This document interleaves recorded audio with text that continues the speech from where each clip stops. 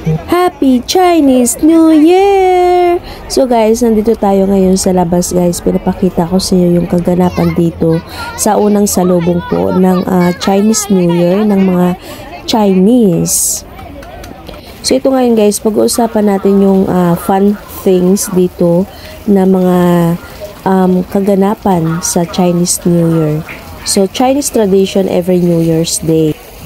So guys, ganito magsalubong yung mga Chinese tuwing unang New Year's Day dito sa Hong Kong guys. So una pupunta sila guys sa temple, nag-aalay sila ng pagsunog ng incense guys, and of course nagdadasal sila guys for more blessings and fortune guys on this New Year. Kaya yan yung unang ginagawa talaga nila guys every New Year's, yung unang araw ng New Year's dito guys, kasi hanggang 3rd or 4th lunar New Year's Day yung celebration dito guys ng mga Chinese.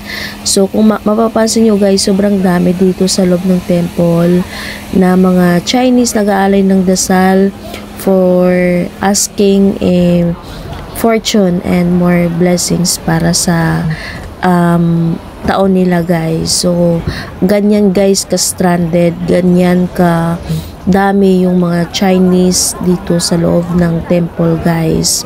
So ayan na nga guys, nakisiksik rin ako dito sa loob guys para rin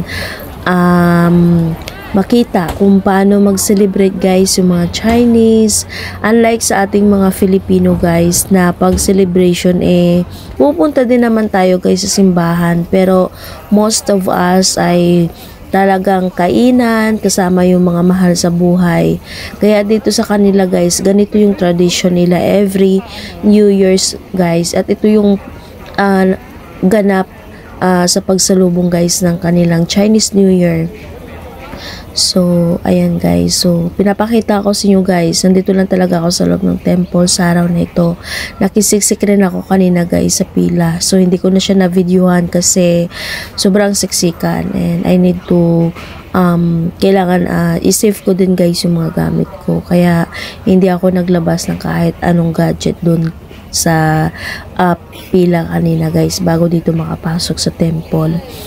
So, ito na nga guys, nakikita nyo guys, sobrang daming tao, sobrang dami ng iba't ibang lahi na rin dito guys, kasi syempre nakikiselebrate na rin yung buong mundo para sa Chinese New Year.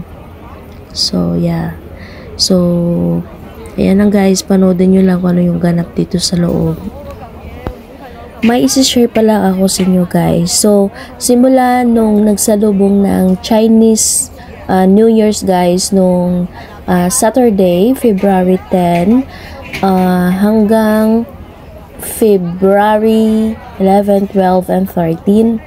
So dito guys, ayon sa paniniwala guys ng mga Chinese na bawal daw maligo. So 4 na araw hindi rin ako naliligo guys.